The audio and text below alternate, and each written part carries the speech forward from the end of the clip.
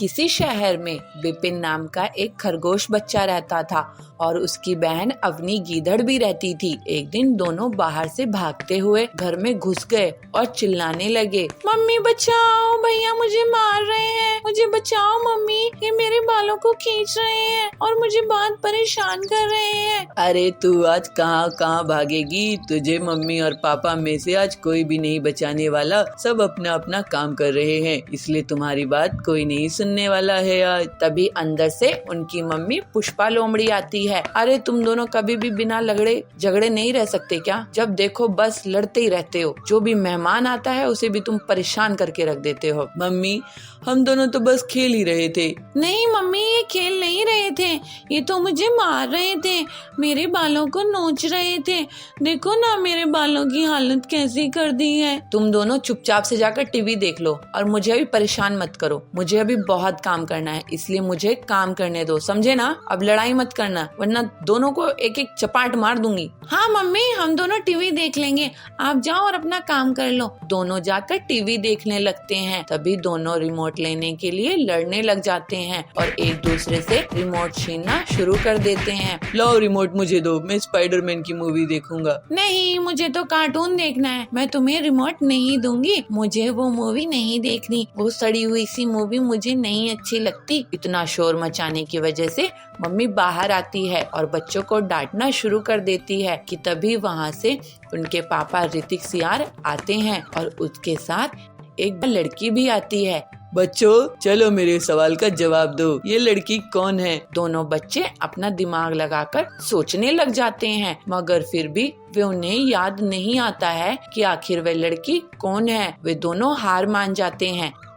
बेटी दीपा, तुम बहुत थक गई होंगी, और मैं तुम्हें तुम्हारा रूम दिखा देती हूँ। साथ में चल देती है। तभी बच्चे अपने पापा से कहते हैं, पापा हमें अभी भी याद नहीं आया कि ये कौन है, आप ही बता दो ना कि ये कौन है। अरे बच्चों, ये तुम्हारी चाची की लड़की है और इनके पेपर हैं, इसीलिए यहाँ पर कुछ दिन रहने के लिए आई हैं। पेपर देने के बाद यहाँ से चली जाएंगी। तुम बच्चों ने जरा भी परेशान मत करना, समझ में आई ना बात? पीछे से मम्मी भी आती है। हाँ पापा सही कह रहे हैं, दीदी को कोई परेशान नहीं करेगा और ना ही तुम दोनों में से कोई उनके कमरे में जाएगा।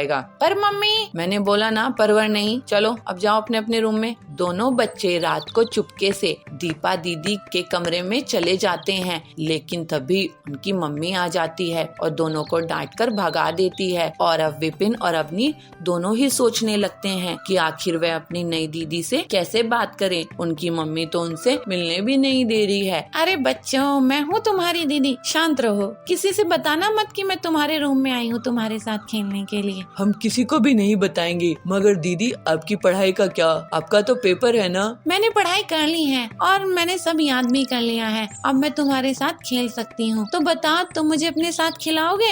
हाँ दीदी, क्यों नहीं। और फिर वे तीनों खेलने लगते हैं और बहुत मस्ती करते हैं। दोनों बच्चे अपनी नई दीदी के साथ खेलते हुए बहुत खुश थे। एक समय की बात है, एक शहर में चंपक नाम का एक शेर पापा अपने परिवार के साथ रहता था। उसके दो बच्चे भी थे जिनका नाम रिंकू और पिंकी था। चंपक के अंदर एक बहुत ही गंदी आदत थी। वो आदत थी आलस की। वो सुबह जल्दी नहीं उठ पाता था और देर तक सोता रहता था। पापा आपकी वजह से हमें स्कूल जाने में बहुत देरी हो जाती है और टीचर से भी हमें बहुत डांट पड़ती है। आप सुबह जल्दी उठा करो ताकि आप हमें समय से स्कूल छोड़ सको। अरे बच्चों, मैं सुबह, यही तो दिक्कत है, मैं चाहकर भी सुबह जल्दी नहीं उठ पाता हूँ। बहुत कोशिश करता हूँ पर नींद खुलती ही नहीं। हम भी तो जाग जाते हैं, आपकी नींद बस पूरी नहीं होती। बच्चों, मैं एक ऑटो तुम्हारे आने जाने के लिए लगा दूंगा जो तुम्हें समय से स्कूल ले जाएगा और वापस भी ले आएगा। तभी चंपक पापा के पापा यानी कि दादाजी आते हैं। बच्चों के लिए ऑटो लगा देगा लेकिन सुबह जल्दी नहीं उठेगा। अरे पापा आप फिर शुरू मत हो जाना। ऐसा कहकर चंपक पापा काम के लिए निकल जाते हैं, पर वो ऑफिस देर से पहुंचते हैं। पर उन पर तो इस बात का कोई फर्क ही नहीं पड़ता था। ये उनके लिए कोई नई बात नहीं थी। वो तो हमेशा ही लेट आते थे और बॉस की डांट सुनते थे। बॉस, चंपक टाइम देखो, आज तुम पूरे 2 घंटे लेट हो, तुम्हारी वजह से क्लाइंट भी चला गया। सॉरी सर, पर मेरी पत्नी की तबीयत बहुत खराब है, इसलिए घर की सारी जिम्मेदारी मेरी कंधों पर आ गई है। मुझे ही बच्चों को तैयार करना है, खाना बनाना है और स्कूल छोड़कर आना पड़ता है, बस इसी में लेट हो जाता हूँ। बॉस को चंपक पापा की बातें सुनकर तरस आ जाता है और वो उसे आगे कुछ नहीं कहते, लेकिन पापा अपनी आदत से अभी भी बाज नहीं आते और हमेशा की तरह ऑफिस लेट पहुंचते हैं और हर दिन एक नया बहाना बनाते हैं। एक दिन तो बॉस को बहुत गुस्सा आ गया और उन्होंने चंपक से कहा, आज से तुम 1 घंटे बाद घर जाओगे, सबके जाने के बाद तुम्हें 1 घंटा रुककर ऑफिस में काम करना है, समझे? ठीक है सर। चंपक को 1 घंटे और रुककर काम करने से कोई फर्क नहीं पड़ा, बल्कि वो तो इस बात से बहुत खुश था। तभी चंपक के पास उनके एक कलीग आए जिनका नाम चुन्नू बंदर था। अरे चंपक भाई, मुझे तो आपकी बहुत फिक्र हो रही है। आप ध्यान से काम करना, क्योंकि रात को यहाँ भूत आते हैं। एक बार मैं ऑफिस में रुका था, तब एक भूत ने मुझे पकड़ लिया था। तो भगवान का लाख लाख शुक्र है कि मैं बच गया, पर उसके बाद से आज का दिन है मैं कभी ऑफिस में रात को नहीं रुका। ऐसा कहकर चुन्नू बंदर वहाँ से चला जाता है। अरे ये सब तो कहने की बातें हैं, असल में कोई भूत वूत नहीं होता। मैं तो 1 घंटा सो जाऊंगा और फिर घर जाऊंगा। काम कौन करने आया है यहाँ? 5 बज जाते हैं और सभी लोग ऑफिस से चले जाते हैं। चंपक अपने कैबिन में ही बैठा रहता है और सबके जाने के बाद सो जाता है और खराटे लेने लगता है। लेकिन तभी उसकी नींद अचानक से खुलती है और वो देखता है कि दरवाजे से उसके कैबिन के अंदर एक फाइल चलती हुई आ रही है। उसे देख वो डर जाता है। अरे ये फाइल अपने आप कैसे चल रही है? कहीं वो चुन्नू बंदर सही तो नहीं कह रहा था? हे भगवान, मेरी रक्षा करना। हे भूत महाराज, मुझे माफ कर दो। मैं आगे से यहाँ कभी नहीं रुकूंगा। प्लीज मुझे इस बार माफ कर दो। फाइल अभी भी चले जा रही थी। चंपक का दिल जोर जोर से धड़कने लगता है और वो ऑफिस से निकलकर बाहर आ जाता है और तेजी से भागने लगता है। गार्ड उसे देखता है तो चंपक उससे कहता है, भाग जाओ, ऑफिस के अंदर भूत है। कौन सा भूत? मैं भी तो देखूं जरा। गार्ड ऑफिस के अंदर जाता है तो वो देखता है कि फाइल अपने आप चले जा रही थी। गार्ड फाइल को उठाकर देखता है तो पाता है कि फाइल के नीचे तो एक छोटा चूहा था जो इधर उधर भाग रहा था। लेकिन उस दिन के बाद से चंपक सुधर जाता है और आलस छोड़कर ऑफिस समय पर जाता है।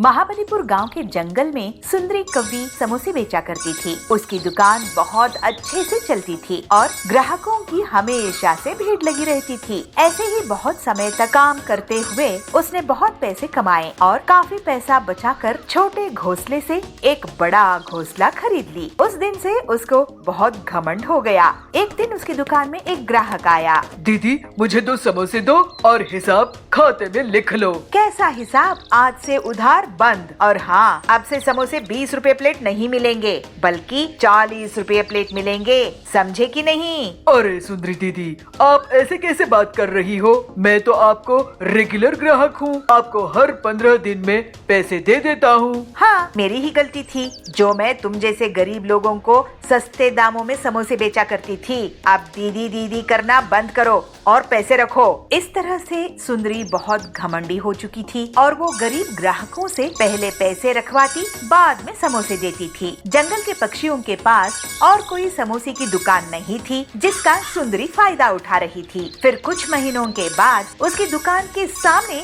पीलू चिड़िया अपना समोसे का ठेला खोलती है।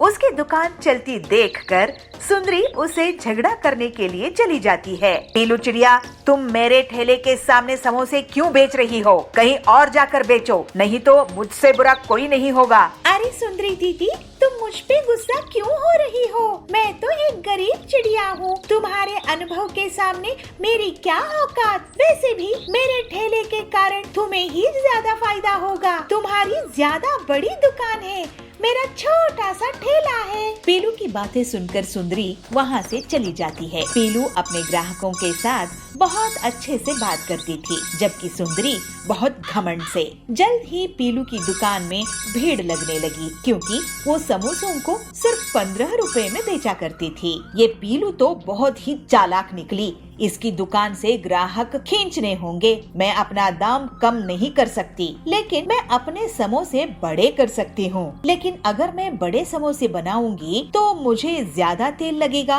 और मुझे फायदा भी नहीं होगा। ऐसा करती हूँ कि समोसे में मिलावटी इंजेक्शन लगाकर उनका साइज बड़ा कर देती हूँ। ऐसे सुंदरी मन में सोचती है। फिर ऐसा सोचकर सुंदरी अपने घर में समोसों में इंजेक्शन लगाकर उन्हें बड़ा कर देती है और मन ही मन बहुत खुश होती है। जंबो समोसे ले लो, जंबो समोसे, इतने बड़े समोसे कभी नहीं देखे होंगे।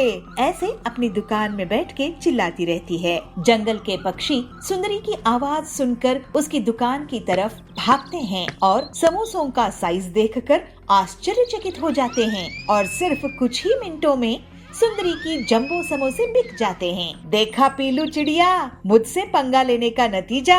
लेकिन तभी वहाँ समोसे खाने वाले उल्टियाँ करने लगे। सुंदरी घबरा जाती है। अरे ये क्या, इन्हें तो उल्टियाँ हो रही है। सुंदरी, तुमने इन समोसों में क्या मिलाया है जिससे सबकी तबीयत खराब हो गई? इसके पहले सुंदरी कुछ बोल पाती, सभी पक्षी उसको घेर लेते हैं। सुंदरी, तुम हमसे इतना सारा पैसा लेती हो समोसों का, लेकिन समोसे के नाम पर ये जहर बेच रही हो। वो पीलू कम दाम में भी हमें स्वादिष्ट और सेहतमंद समोसे खिलाती है। तुम्हारी समोसों का जंबो साइज देखकर हम लालच में आ गए और उन्हें खाकर हमारी हालत ऐसी हो गई है जैसे कई महीनों से हम बीमार हैं। अब तुम्हें इसका हर्जाना भुगतना होगा। ऐसा कहकर सभी पक्षी सुंदरी को पुलिस के हवाले कर देते हैं। पीलू पूरी ईमानदारी के साथ स्वादिष्ट समोसे बेचना जारी रखती है और जंगल वाले उसको बहुत तारीफ करते हैं। अब जंगल में बस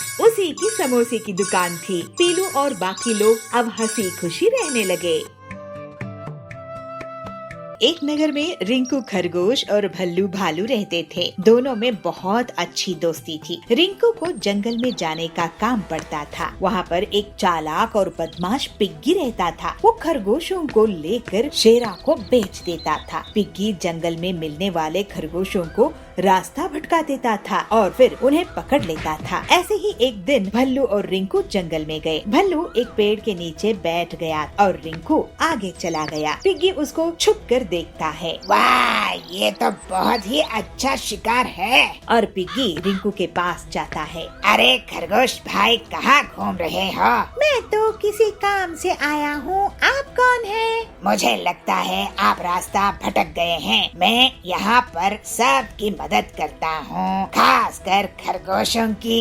लेकिन मुझे मदद की जरूरत नहीं है। ये सुनकर पिग्गी को गुस्सा आता है, लेकिन वो हंसने का दिखावा करता है। सोच लो खरगोश, कहीं लेने के देने पड़ जाएं। लेकिन भल्लू वहाँ आ जाता है। उसे देखकर पिग्गी चुप हो जाता है। क्या हुआ, आप परेशान कर रहे हैं मेरे दोस्त को? नहीं नहीं जी, मैं पास में ही हूँ। अगर मदद लगे तो बुलाना। दोनों दोस्त वापस नगर आ जाते हैं, लेकिन भल्लू को पिग्गी की बात खटक रही थी। रिंकू, वो पिग्गी बदमाश है, तुम्हें उसे जान का खतरा हो सकता है। मुझे भी गलत आदमी लग रहा था, लेकिन मुझे तो जंगल जाना ही पड़ता है। इस बार तो तुम थे, अगली बार क्या होगा? मेरे पास एक आइडिया है। भल्लू रिंकू को एक अलार्म घंटी देता है। रिंकू उस अलार्म घंटी को अपने गले में पहन लेता है और थोड़े दिनों बाद वो फिर से जंगल जाता है और थोड़ी ही दूर में उसे पिग्गी मिलता है। आज मैं तुम्हें नहीं छोड़ूंगा। आज तो तुम्हारा बड़ा भालू दोस्त भी नहीं है जो तुम्हें बचा पाए। किसने कहा कि मेरा दोस्त मेरे पास नहीं है? पिग्गी रिंकू को पकड़ने के लिए आगे बढ़ता है। रिंकू अलार्म घंटी का बटन दबा देता है। भल्लू के पास अलार्म घंटी की तेज आवाज पहुंचती है। फिर भल्लू तुरंत ही रिंकू के पास पहुंच जाता है। पिग्गी भल्लू को देखकर डर जाता है और भल्लू गुस्से में पिग्गी की पिटाई कर देता है। भल्लू और रिंकू की सूझबूझ से अब पिग्गी पकड़ा जाता है और जंगल के रास्ते जाने वाली सभी जानवर सुरक्षित महसूस करते हैं। इस तरह से भल्लू और रिंकू की बड़ी मुसीबत में भी बड़ी समझदारी काम आई। बागलपुर गांव के जंगल में पीलू मिठाई बेचने का काम किया करती थी। उसकी बनाई हुई जलेबियाँ लोगों को बहुत पसंद आते थे। गर्मा गर्म जलेबियाँ खाने के लिए लोग दूर दूर से आते थे। वाह पीलू, ऐसी जलेबी तो मैं 1 किलो भी खा जाऊं तो भी मेरा मन नहीं भरेगा। ऐसे ही एक दिन पीलू से मिलने के लिए उसकी एक सहेली सुंदरी आती है। पीलू, तुमसे मिलकर बहुत खुशी हुई। तुम्हारी मिठाई के बारे में बहुत सुना है। गरम जलेबी तो बहुत ही मशहूर है तुम्हारी। कितना कमा लेती हो बहन? सुंदरी, भगवान की दया से इतना कमा लेती हूँ कि एक जमीन खरीदने की सोच रही हूँ, फिर उस पर अपना घर बनाऊंगी। अच्छा ऐसा है तो मैं सही समय पर आई हूँ तुम्हारे पास। तुम शहर चलो और वहाँ पर जलेबी का काम शुरू करो। शहर में तुम्हारी जैसी जलेबी कोई नहीं बनाता है। वहाँ तो तुम बंगलो बना लोगी, इतने पैसे मिलेंगे वहाँ। अरे नहीं, शहर तो क्या, मैं तो दूसरे गांव भी नहीं जाऊंगी, वहाँ बहुत खर्चा आता है। अरे तुम चिंता क्यों करती हो बहन, मैं हूँ ना। मेरे शहर में करोड़ों का कारोबार है, पूरा शहर मुझे जानता है। तुम मुझे अपनी दुकान के लिए पैसे दो, मैं तुम्हारे लिए वहाँ व्यवस्था कर दूंगी। फिर तुम वहाँ आकर जलेबियाँ बनाना, लोगों की लाइन लग जाएगी। इसके बाद पीलू अपनी पूरी कमाई सुंदरी को दे देती है और शहर जाने के सपने देखने लगती है। एक हफ्ते के बाद पीलू शहर जाती है। पीलू सुंदरी को फोन करती है, लेकिन सुंदरी फोन नहीं उठाती है। ऐसे ही एक हफ्ते और बीत जाता है, लेकिन पीलू को सुंदरी का कोई पता नहीं चलता है। सुंदरी मेरी बचपन की सहेली है, मैंने उस पर भरोसा करके अपनी पूरी कमाई दी थी, मुझे उसने धोखा दी है। पीलू ये सोचकर रोने लगती है, लेकिन फिर जल्दी ही अपने दुख से उभर जाती है। तुम मुझसे मेरे पैसे ले सकती हो सुंदरी, लेकिन मेरी जलेबी बनाने की कला नहीं। मैं शहर में जलेबी बनाऊंगी। फिर पीलू मेहनत करके रोड के साइड में जलेबियाँ बेचने लगती है और कुछ दिनों में उसे मुनाफा होने लगता है। एक दिन उसे सुंदरी दिखाई देती है। सुंदरी, तुमने मुझे इतना बड़ा धोखा दी हो? मैंने तुम्हें धोखा नहीं दिया पीलू, तुम्हारे जैसे बहुत से लोग शहर में बड़े बड़े सपने लेकर आते हैं, लेकिन सब यहाँ की भीड़ में फेल हो जाते हैं। अगर तुम्हारे में दम है तो अपना रास्ता खुद बनाओ, मैं चली। ये कहकर सुंदरी वहाँ से चली जाती है। पीलू सोचती है कि सुंदरी के धोखे ने उसे एक नया रास्ता दिखाया है कि अब वो शहर के भीड़ भाड़ में भी कुछ अलग करे। अगले दिन से पीलू एक नया आइडिया लगाती है और काली जलेबियाँ बनाना शुरू कर देती है। काली जलेबियाँ देखकर शहर वाले हैरान रह जाते हैं। अरे यहाँ क्या काली जलेबियाँ, मैंने तो कभी नहीं देखी। ये काली जलेबियाँ शुद्ध खोवे की होती है, बहुत पहले मेरे पिताजी इसे गांव में बनाते थे। सच में ये तो कमाल की है माँ। इस तरह से पीलू अपनी होशियारी और मेहनत के दम पर बहुत जल्दी तरक्की कर लेती है। फिर वो हंसी खुशी अपना जीवन बिताने लगती है। बबलापुर गांव में कालू कौवा जमींदार था। वो गरीब लोगों को ब्याज में पैसे उधार देता था और जब गरीब उसे लौटा नहीं पाते तो वो उनकी जमीन हड़प लेता था। ऐसे ही एक दिन बबलू उसके पास पैसा उधार लेने के लिए आता है। कालू सेठ, आप मुझे 50,000 उधार देंगे क्या? मैं आपको अगले साल वापस कर दूंगा। मुझे कैसे पता कि तुम मुझे पैसे वापस कर दोगे? तुम कौन हो, कहाँ से आए हो? मैं यही इसी जंगल में रहता हूँ, गरीब किसान हूँ, छोटी सी जमीन है मेरी। अच्छा, तो तुम मुझे अपनी जमीन गिरवी रख दो, मैं तुम्हें पैसे उधार दे दूंगा। ठीक है, मेरी 10 एकड़ जमीन आप गिरवी रख लो। ठीक है, यहाँ अंगूठा लगाकर पैसे ले जाओ।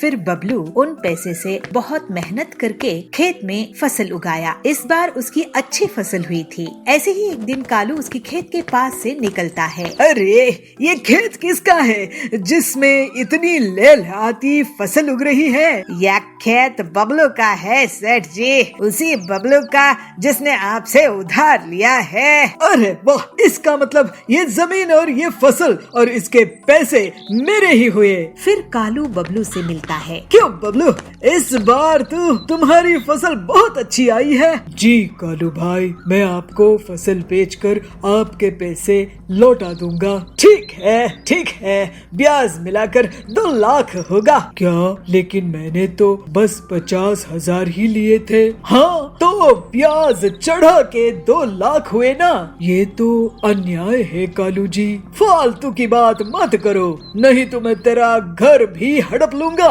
नहीं, आप मेरी जमीन ही ले लो, मैं आपके पैसे नहीं चुका पाऊंगा। शाम में बबलू अपने घर गया और अपनी पत्नी पीलू को सब कुछ बता दिया।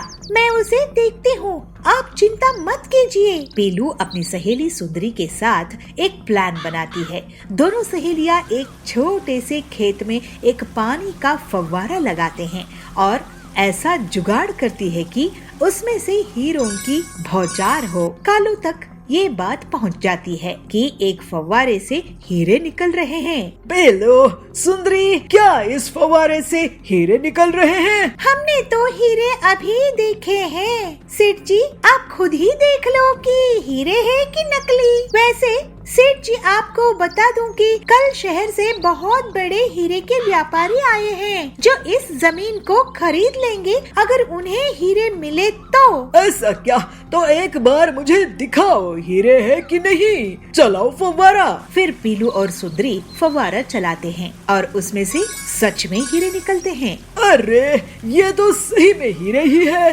चलो, अच्छी बात है। अब हम इस जमीन उस शहर वाले सेठ को बेच देंगे। नहीं, ये जमीन तो मुझे चाहिए। लेकिन आपके पास इतने पैसे हैं क्या सेठ जी? चाहे इसके लिए मुझे अपनी पूरी जमीन जायदाद बेचनी पड़ जाए, लेकिन मैं इस जमीन को खरीद के ही रहूंगा। ठीक है, ये लीजिए इस जमीन के कागजात, आपकी पूरी संपत्ति के बदले में ये जमीन। फिर कालू अपनी पूरी संपत्ति, जमीन, जायदाद, गाड़ियाँ, हवेली उसके नाम कर देता है और हीरे का फव्वारा वाला जमीन ले लेता है। अगले दिन कुछ लोग उस फव्वारे के पास इकट्ठा होते हैं तो कालू शोर मचाने लगता है। हीरे ले लो, हीरे, इंटरनेशनल क्वालिटी के हीरे। जरा हमें भी तो दिखाना हीरे कैसे हैं। ये देखो। फिर कालू फव्वारे को शुरू करता है, लेकिन उसमें से धूल मिट्टी निकलती है। कालू खांसने लगता है। अरे, ये क्या? पीलू ने मुझे लूट ली, बर्बाद कर दी। इस तरह से कालू को उसकी बदमाशी की सजा मिल जाती है और पीलू की मदद से बबलू और बाकी जंगल वालों को उनकी जमीन मिल जाती है। फिर सब खुशी खुशी रहने लगते हैं। कोंडागांव के जंगल में बबलू अपनी पत्नी पीलू के साथ रहता था। बबलू बहुत ही नेक दिल, ईमानदार था, लेकिन वो जो भी काम करता था लोग उसका फायदा उठाकर उसे नुकसान पहुंचाते थे। बबलू एक बार किराना दुकान खोला तो गांव के लोग उसे उधार में चीजें खरीद लेते हैं और फिर उसको कभी भी पैसा वापस नहीं करते हैं। इस वजह से उसे दुकान बंद करनी पड़ गई। फिर बबलू ट्रैवल का बिजनेस शुरू किया, लेकिन गाँव वाले उसे लिफ्ट मांगते थे और मुफ्त में ही जगह जगह ट्रैवल कर लेते थे। अपने सीधेपन के कारण वो किसी से पैसे भी नहीं मांगता था। लोग उसकी बस में बारात लेकर भी जाने लगे। इस तरह से उसका ट्रैवल का काम भी ठप पड़ गया। ऐसे ही एक दिन बबलू परेशान बैठा था, तब पीलू उसके पास आके बोली, क्या हुआ जी, आप इस तरह से परेशान क्यों हैं? तुम तो जानती ही हो पीलू, मैं जो भी काम शुरू करता हूँ उसमें मेरा आज तक नुकसान ही होता आया है। मुझे तो यही समझ में नहीं आता कि मेरा इतना नुकसान क्यों होता है। आपको इसलिए नुकसान होता है क्योंकि आप बहुत सीधे साधे हो। इन गांव वालों ने आपके भोलेपन का बहुत फायदा उठाया है। आप उधार में चीजें देते गए, कोई और दुकानदार ऐसा नहीं करता है। अगर ऐसा ही चलता रहा तो हमारे पास खाने के लिए भी पैसे नहीं बचेंगे। तुम सही कह रही हो पीलू, मैं अब एक आखिर बार एक काम शुरू करने की सोच रहा हूँ, नहीं तो शहर जाकर कोई नौकरी ढूंढ लूंगा। नहीं जी, शहर नहीं जाएंगे, यही कुछ कर लेंगे। ठीक है, लेकिन एक आखिरी बार मैं कोशिश करता हूँ। कुछ दिनों बाद बबलू पीलू से कहता है, पीलू, मैं बाजार घूमकर देख रहा था कि कहाँ क्या मिलता है। मैंने पाया कि हमारे गांव में फलों की दुकान तो है ही नहीं। गांव वाले पड़ोस के गांव से फल खरीद कर लाते हैं, इसलिए मैं सोच रहा हूँ कि मैं फलों की एक दुकान लगा दूं। ये तो सच में बहुत अच्छा आइडिया है, लेकिन इस बार आप किसी को उधार नहीं दोगे। नहीं नहीं, अब मैं अपनी आखिरी जमा पूंजी लगा रहा हूँ, इसको मैं बर्बाद होने नहीं दूंगा। फिर जल्द ही बबलू अपनी फलों की दुकान खोल लेता है, लेकिन बहुत से गांव वाले अभी भी उससे बिना पैसे दिए फल ले जाते थे। एक दिन पीलू भी उसकी दुकान में इसीलिए बैठ जाती है कि लोग बिना पैसे दिए फल ना ले जा पाए। एक दिन हरिया काका उनके यहाँ आता है। पीलू, तुम्हारी दुकान में ड्रैगन फ्रूट है क्या? हरिया काका, ये लीजिए ड्रैगन फ्रूट। ये बहुत ही स्वादिष्ट होता है, लेकिन महंगा है। स्वादिष्ट तो होता है, लेकिन फायदेमंद भी बहुत होता है। और रही बात कीमत की, तो सेहत से बढ़कर क्या कीमत है। अभी मौसम बदलने वाला है और ये इन्फेक्शन से बचाएगा। मुझे ये 5 किलो दे दो। हरिया के जाने के बाद सुनिए जी, हरिया काका क्या कह के गए हैं कि इन्फेक्शन होने का डर है मौसम बदलने से। हाँ, अगर ऐसा होगा तो ड्रैगन फ्रूट से लोगों को इन्फेक्शन होने से बचाया जा सकता है। इसका मतलब हम और ड्रैगन फ्रूट बेच सकेंगे। देखो, गांव वाले ऐसे ही इसे नहीं खरीदेंगे। हम क्यों ना फ्रूट सलाद बनाकर बेचे। कुछ ही दिनों में लोगों को इन्फेक्शन होना शुरू हो जाता है और हरिया काका सबको ड्रैगन फ्रूट खाने की सलाह देता है। इस तरह से बबलू और पीलू की दुकान में लोग इकट्ठा होने लगते हैं। सुनिए, मैं आप लोगों को अब से मुफ्त में या उधार में कुछ नहीं दूंगा। आपको अपनी सेहत का ख्याल रखना है तो पैसे देकर फ्रूट सलाद लो। बबलू की बात सुनकर लोग सोच में पड़ जाते हैं, लेकिन फिर इन्फेक्शन से बचने के लिए वो बढ़ चढ़कर पैसे देते हैं। इस तरह से लोगों की सेहत भी सुधारने लगती है और लोग अब सबक ले लिए कि कोई भी अच्छी चीज मुफ्त में नहीं आती। फिर कुछ ही दिनों में बबलू और पीलू बहुत अमीर हो गए और बबलू ने सुपर स्टोर शुरू किया। अब से गांव वाले उससे पैसे देकर ही सामान लेते थे। इस तरह सभी खुशी खुशी रहने लगे। हाथियापुर गांव में बबलू अपनी पत्नी पीलू चिड़िया के साथ रहता था। बबलू बहुत ही मेहनती किसान था। वो साल भर मेहनत करके नींबू किसानी करता था। अपनी फसल बेचकर अपना घर चलाता था। पीलू और बबलू देवी के बहुत बड़े भक्त थे। वो हर काम देवी का आशीर्वाद लेकर ही किया करते थे। पीलू, इस बार मैं खास पहाड़ी नींबू की फसल बोया हुआ हूँ और बहुत अच्छे से खाद और पानी की सिंचाई का भी काम किया है और खास ख्याल रखा हूँ। तुम देखना, इस बार देवी माँ की कृपा से बहुत बढ़िया नींबू की फसल होगी।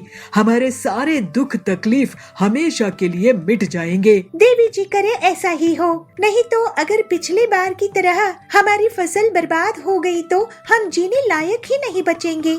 हमारे ऊपर वैसे ही कड़क सेठ का बहुत कर्ज है। पीलू के घर के पास ही सुंदरी रहती थी। वो पीलू की गरीबी का मजाक उड़ाया करती थी। पीलू बहन, बबलू भाई साहब, ये मैं क्या सुन रही हूँ? आप लोगों पर कड़क सेठ का कितना उधार है? ऐसा करो पीलू बहन, तुम मेरे घर आज से काम शुरू कर दो। आज कुछ मेहमान आने वाले हैं। तुम शाम में आके खाना पका देना, घर की साफ सफाई कर देना। इसी बहाने तुम्हें थोड़े पैसे खाने पीने के लिए मिल जाएंगे। पीलू को सुंदरी की बातें बहुत खराब लगती थी।